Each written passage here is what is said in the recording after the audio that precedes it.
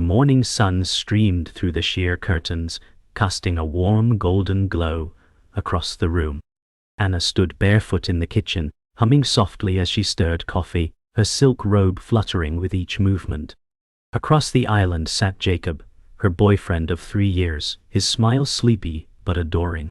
"Mornin', beautiful," Jacob said. "How'd you sleep?" Anna smiled, her eyes soft with trust. "Like a baby," she replied. The clink of his spoon echoed gently as he stirred his cup. Her younger sister, Rachel, entered moments later, hair tousled, wearing a hoodie Anna didn't recognize, Jacob's. "Coffee smells great," Rachel mumbled, avoiding Anna's gaze. Jacob's eyes flickered toward her for just a second, too fast, too subtle.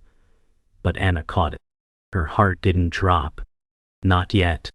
But something cold slid into her chest and stayed there. She shook it off. Paranoia, she told herself. Just family under one roof. Just love. Just life. That was the morning it all began to break. Anna sat on the porch later that afternoon, her sketchpad balanced on her knees, pencil dancing almost automatically across the paper. She drew Jacob's face from memory. Kind eyes, crooked smile.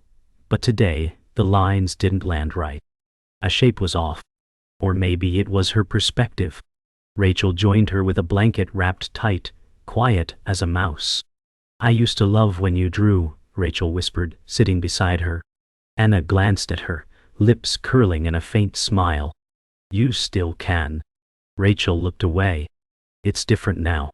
The wind rustled the trees, and for a moment neither spoke.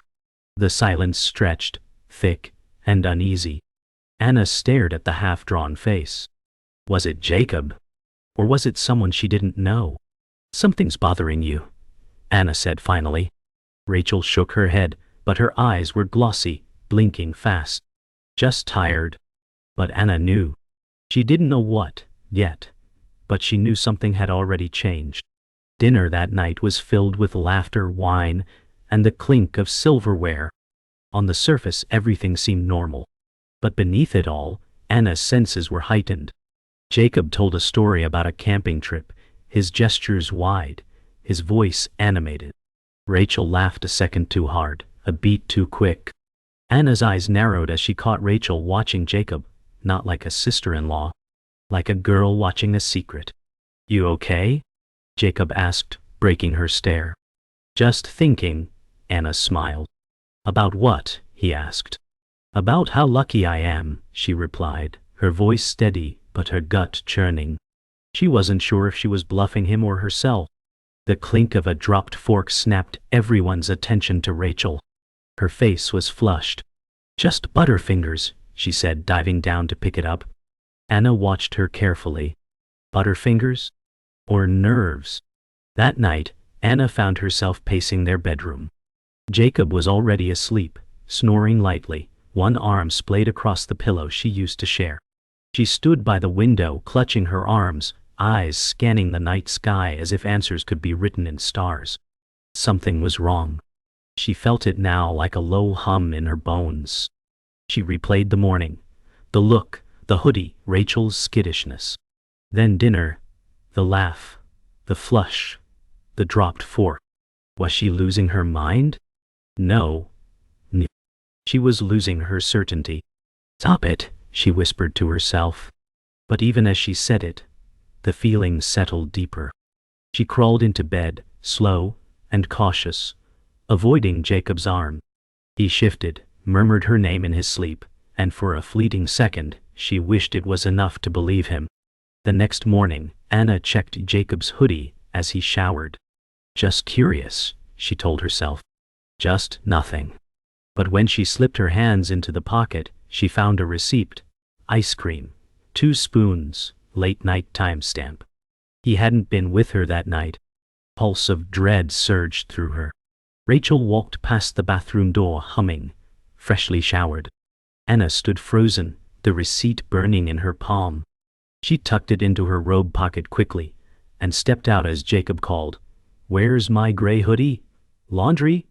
She lied. Her voice was steady, her face blank. But inside, the world she knew had begun to crack, silent and unseen, like a mirror before the shatter. Rain tapped steadily against the window as Anna worked late on her laptop. The living room was dim, lit only by the screen's soft glow and the fire crackling in the corner. Jacob sat on the sofa, scrolling his phone, barely speaking. "You're quiet tonight," Anna said without looking up. "Just tired," he mumbled, eyes fixed on his screen. She glanced over just as he quickly tilted his phone away. Her stomach clenched. "Who are you texting?" she asked casually. "No one, just work stuff." His voice was too quick, too prepared. Anna smiled thinly. "At 10 p.m. He shrugged. "Client in a different time zone." She nodded, but her fingers stopped typing. Rachel passed behind them quietly, heading to the kitchen for water. Jacob's phone buzzed the moment she disappeared. He didn't look up, just smirked and typed quickly. Anna watched it all, heart thudding. Something was unraveling, and she was no longer sure she wanted to pull the thread. The next day, Anna stood in the hallway, watching Jacob's phone buzz repeatedly on the kitchen counter. He was in the shower. Rachel was upstairs. The name on the screen was a number, unsaved. Her fingers hovered. She had never checked his phone in 3 years. But today, trust had holes. She picked it up. Messages flashed. "Last night was perfect. You taste like vanilla. See you tonight?" Anna's heart dropped. Her fingers trembled, scrolling. No name, no photo, but the timestamps. They matched nights when he said he was working late. Footsteps. She dropped the phone as if it burned her. Jacob entered moments later, towel around his waist. "You okay?" he asked. "Just thinking," she replied, voice tight. She smiled, but her smile didn't reach her eyes. That phone had spoken louder than anything Jacob ever had. And worse, it hadn't said who the messages were from.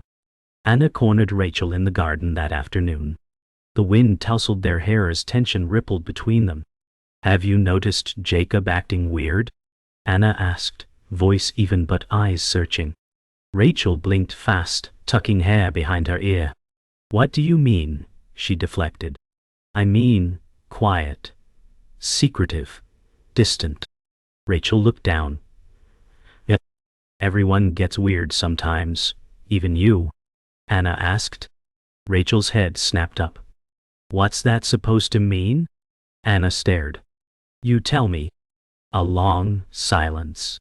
Then Rachel laughed, but it was sharp, defensive. "Are you accusing me of something? Should I be?" Anna shot back. Rachel's face fell. "I'd never hurt you." Anna's jaw clenched. "I hope not." The garden suddenly felt cold, despite the sun. The roses behind them bloomed red and full, but Anna only saw thorns. That night, Anna lay awake. The bed too big, Jacob's breathing too calm. She turned over and reached for his phone again. Gone.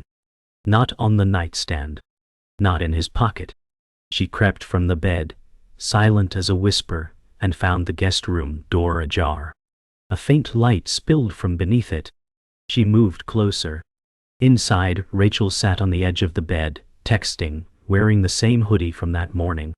The glow of the phone lit her face. Anna's breath caught. Rachel's expression wasn't sad. It was smiling. She backed away before Rachel saw her. In her own room, Anna's hands trembled. Her chest was tight. Not just suspicion now. Fear. The kind of fear that came when you were almost sure. When your heart already knew, but your mind screamed for proof. The next morning, Anna drove alone. No destination, just roads and silence. The windshield wipers scraped away, light drizzle, as her mind raced. Flashes of laughter. Glances that lasted too long. The hoodie. Eyed. The messages. The receipt. The smile. The lie. But it wasn't a puzzle anymore. It was a picture forming. Her hands gripped the wheel tighter. At a red light, she looked at herself in the mirror. Her eyes were hard. Older. Tired. but fierce. "If I'm right," she whispered, "then everything changes." Her phone buzzed on the seat beside her. A message from Jacob: "Can you grab almond milk on the way back?" Her chest twisted. As if it were just another day. As if her world wasn't tipping. She drove past the store. Past the turn home. She needed time. Not to escape, but to prepare for war. Anna stood in the bathroom, staring at her reflection. Her toothbrush lay idle in her hand. Behind her, Jacob's phone buzzed on the sink counter again. He was in the shower, humming to himself. Another buzz. Then another. She turned slowly, as if hypnotized, and picked it up. Locked, dying. But the preview messages showed, "Don't forget what you promised. Shall never know." The name still wasn't saved. Her hand trembled as the bathroom door fogged with steam. Jacob called, "Babe, can you pass me a towel?" She quickly set the phone down, voice calm. "Sure." She handed it to him without meeting his eyes. He smiled, leaned out to kiss her cheek. She didn't move. Didn't blink. She felt like a bomb. A silent one. The kind that waits until everyone is comfortable, then explodes. Later that day, Anna met her best friend Maya at a quiet cafe tucked into the corner of the city. "I think he's cheating on me," Anna whispered, stirring her untouched coffee. Maya blinked. "Jacob, are you sure?" Anna shook her head. "I'm not. But it feels wrong, and there's something worse." She paused, swallowing hard. "I think it's Rachel." Maya froze. "Your sister?" Anna nodded. Her hands were clenched around the cup. "I know how it sounds." Maya reached across the table. "What do you need?" Anna exhaled shakily. "Proof. I can't lose my mind over feelings." Maya leaned in. "Then let's get it." For the first time in days, Anna felt a sliver of strength. She wasn't alone anymore. And if the truth was hiding, she was going to rip it into the light. That evening, Anna sat at her desk pretending to read, but her eyes were fixed on the reflection in the window. Jacob was in the kitchen, texting again, unaware she could see the mirror image of him smiling at his phone. Rachel entered. Anna watched as Jacob turned ever so slightly, just enough to block the view of the screen, and muttered something to Rachel. Rachel laughed quietly, their bodies angled close. Not touching, but closer than siblings-in-law should be. Anna's grip on her pen tightened until it snapped. They both looked up, startled. "Everything okay?" Jacob called. "Pen broke," Anna replied, holding up the pieces. "Guess it couldn't handle the suspense." Her smile was razor thin. Rachel looked away, guilt flashing like a pulse. Anna had seen enough. Now she needed something undeniable. Something they couldn't explain away. Anna installed a discreet camera on the hallway shelf the next morning. Small, tucked between books, perfectly angled at the guest room door. She told herself it wasn't betrayal. It was survival. The footage began recording. Hours passed. Rachel entered the guest room alone. 10 minutes later, Jacob followed. The door closed. The video showed no sound, but Anna watched them sit on the bed, too close, knees nearly touching. Rachel touched Jacob's arm. He didn't flinch. She paused the video there, her breath frozen in her lungs. That was all. Just a frame. But it screamed louder than words. She saved the clip and emailed it to herself. Then, to Maya. She needed witnesses. This wasn't paranoia. It was a pattern. And patterns only break when you force them into the light. That night, Anna cooked dinner like everything was normal. The kitchen was filled with smells of garlic and rosemary, the table perfectly set. Rachel chatted about a podcast. Jacob talked about work. Anna smiled, nodded, poured wine. Every motion was rehearsed. But beneath it, she was steel. As dessert ended, she stood and said, "I want to show you both something." Jacob frowned. Now, she said.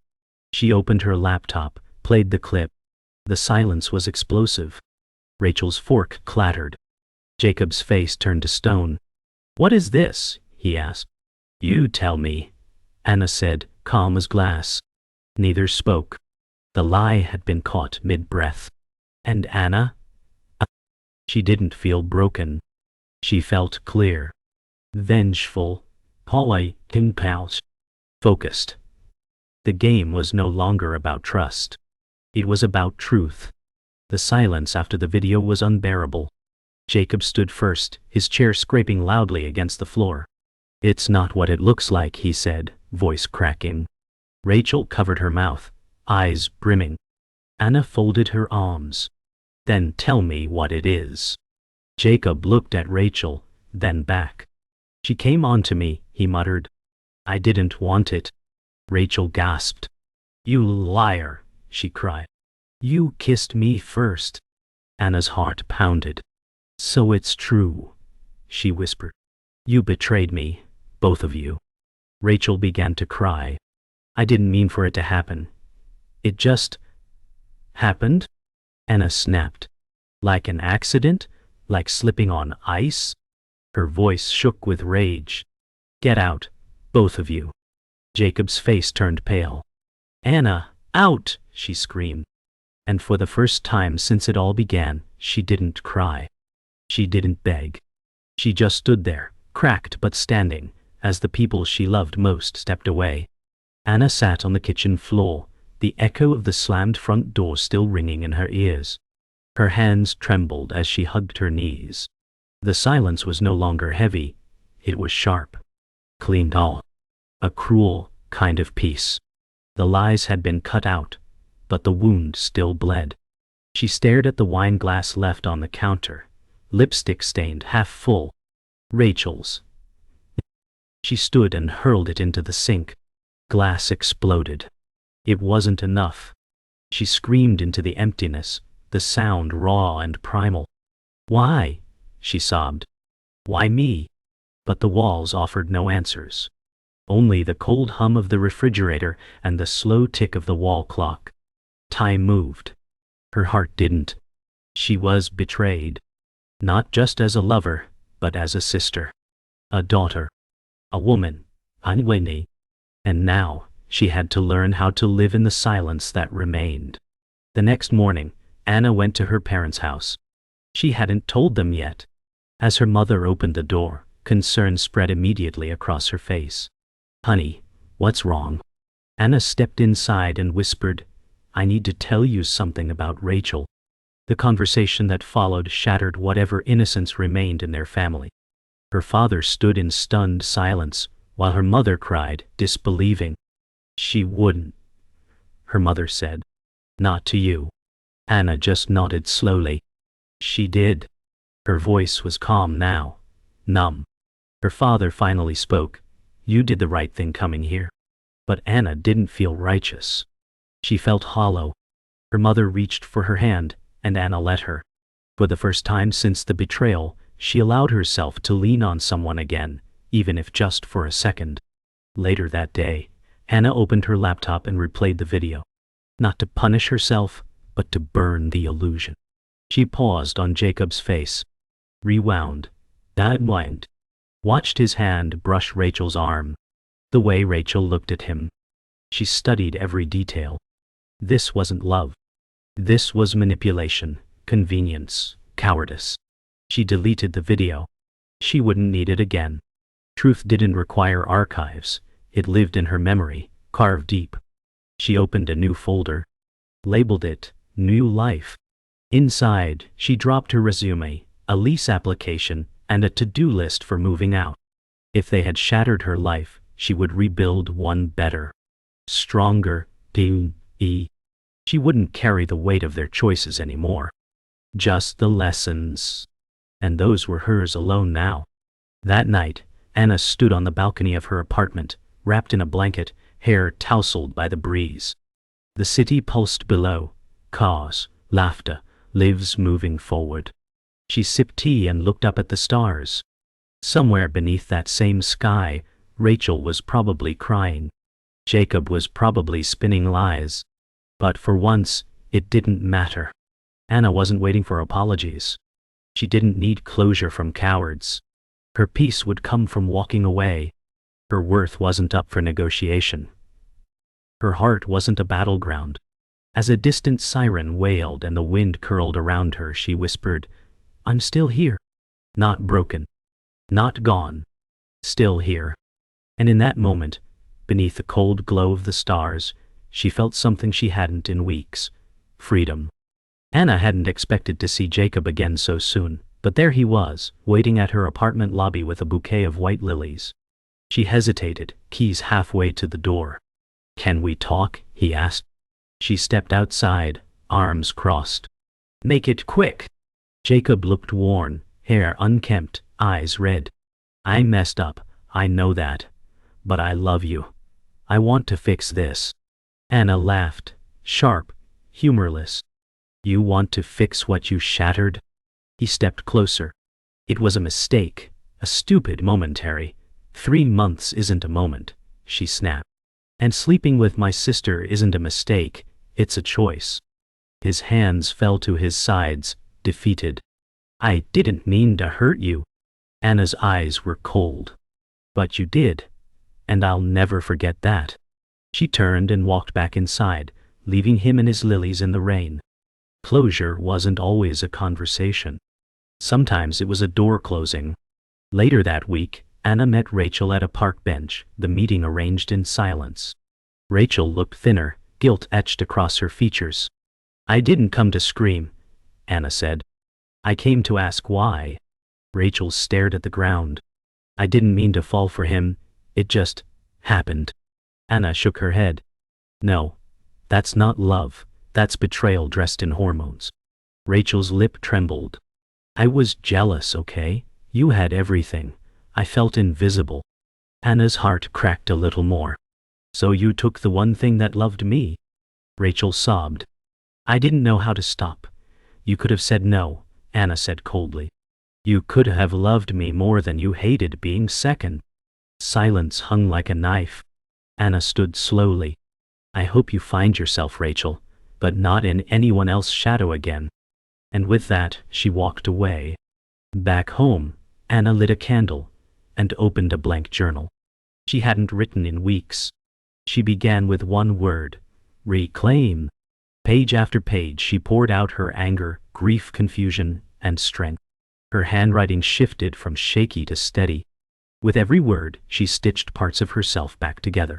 She wrote about love, not the kind that lies, but the kind that stays. She wrote about sisters, betrayal, and survival. By the time the candle burned low, she had filled 10 pages. She closed the journal and pressed it to her chest. This wasn't a story of loss anymore. It was becoming a story of return, to herself. And it was hers. No one else would write her next chapter. Anna returned to the art studio for the first time in months. The smell of paint and linseed oil hit her like a wave of memory. Canvases stood blank, waiting. She picked up a brush, dipped it into deep crimson, and began to paint. Not Jacob. Not Rachel. Not pain. What? She painted herself, fragmented, rebuilding, rising. The colors bled like emotion, raw and unapologetic. Other artists watched from a distance as her brush danced with fury and grace. By the time she stepped back, the canvas held her truth. Not pretty. Not perfect. But real. A reflection of fire and resurrection. And in that moment, surrounded by silence and color, Anna knew. Healing didn't ask for permission. It demanded expression. At night, Anna walked alone along the boardwalk, sea breeze lifting her hair, moonlight silvering the waves. Her phone buzzed in her pocket. A new message from Jacob. "I still miss you." She deleted it without reading more. No hesitation. The ocean roared beside her, wild and eternal. She stopped at the railing, closed her eyes, and let the wind move through her. "I survived you," she whispered to no one and everyone. She didn't need revenge. She didn't need to be understood. She needed only herself. That night, she didn't go home feeling broken. She went home free. There would be scars, yes. But scars were proof of healing, of war fought and won. And she had finally chosen her own side. It had been a week since the confrontation, and Anna found herself in the quietest part of her mind. The anger still simmered, but now there was a strange peace, an acceptance. She walked through the streets, the cool morning air washing over her as she passed shops and cafes. It was a Monday, and the world continued moving forward. But Anna? She stood still in her thoughts, processing everything. The betrayal. The loss. The years of trust. She'd felt like an orphan of sorts, isolated in her own life.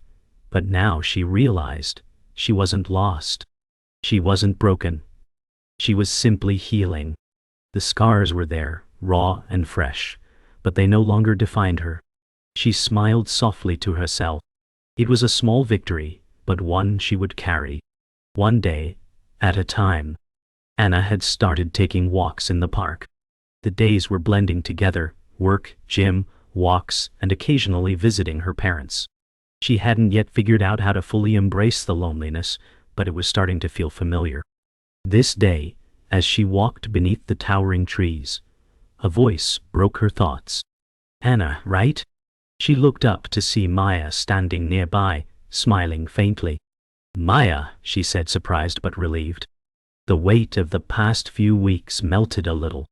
You're looking good, Maya continued. How are you holding up? Anna exhaled. Oh, better than expected. Some days feel like a fog, but most days I feel like I'm walking through it, not stuck in it. Maya nodded. You're stronger than you think. They exchanged a brief hug, a moment of warmth. And for that instant, Anna realized she wasn't alone. She wasn't going to have to navigate this by herself.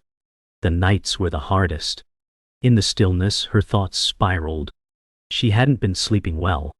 But tonight, something shifted. As Anna lay in bed, staring at the ceiling, she realized that she had been chasing closure, but maybe it wasn't something she would find in the past. Maybe closure wasn't a conversation, an apology, or a final moment. Maybe it was something she gave herself. And as she closed her eyes, a deep sense of peace settled over her. For the first time in weeks, she let go of the anger, the pain. It was gone. Not forever, but for tonight. Her breathing slowed, and sleep finally came, peaceful and unburdened. She no longer needed the past to validate her worth. The weight of it lifted, leaving her lighter than she'd been in months. Following weeks were a slow, deliberate journey of rediscovery. Anna focused on herself, her career, her health, her friends. She started going to the gym regularly again, feeling the power return to her body. She rediscovered her love for painting, the strokes of her brush releasing the tension she'd held for so long. Each day, she built herself back up, piece by piece. But it wasn't just about physical strength. It was emotional too. She reconnected with her true self, the woman who had been buried under years of expectations, of others' needs. She was finally returning.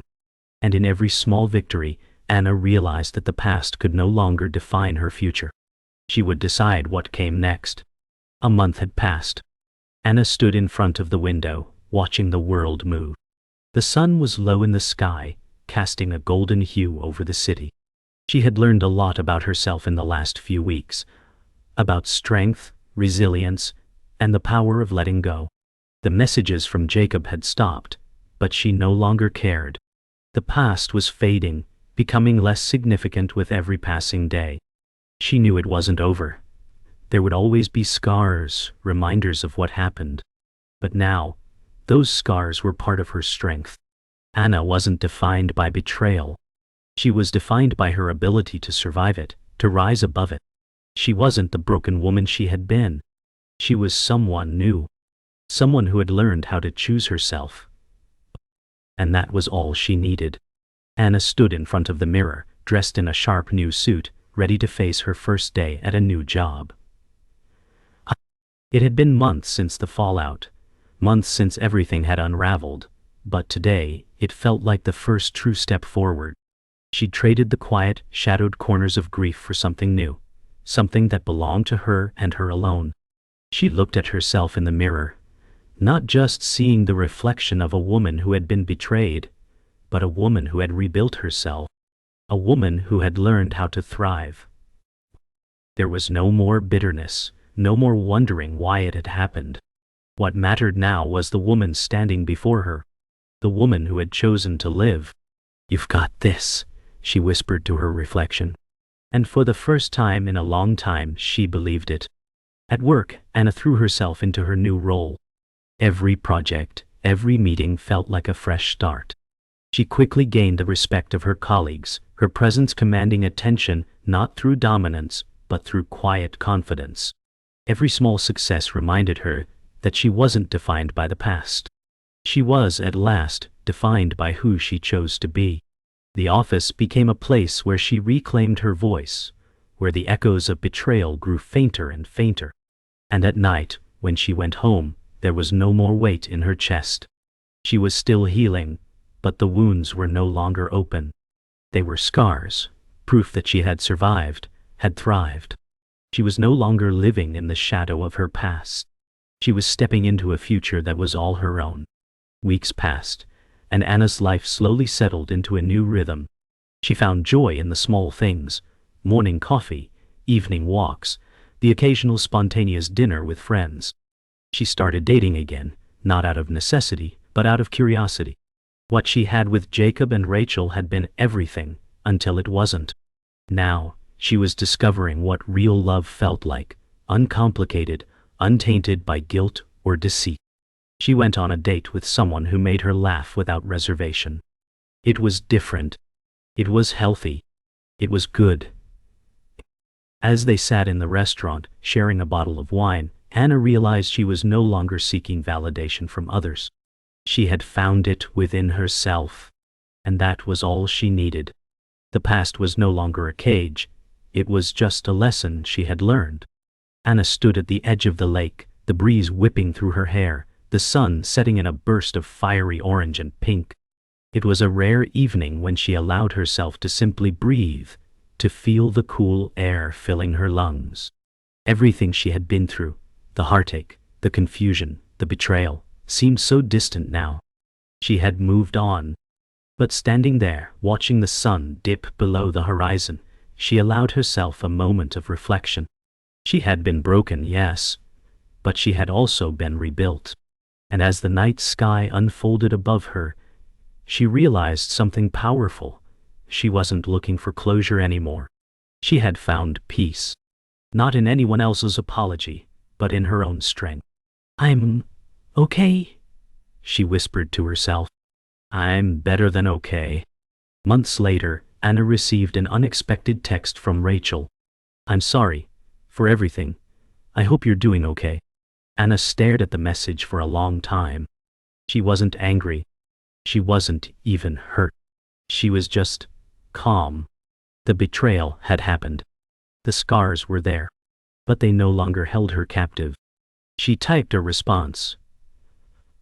"I'm doing well, thank you." She pressed send, and with that, a final chapter closed. She didn't need Rachel's apology to heal. She had healed herself long ago. The phone buzzed again, but this time, Anna didn't need to look. She was moving forward, fully and unapologetically. She wasn't defined by betrayal anymore. She was defined by her own strength, and she knew that her story was just beginning.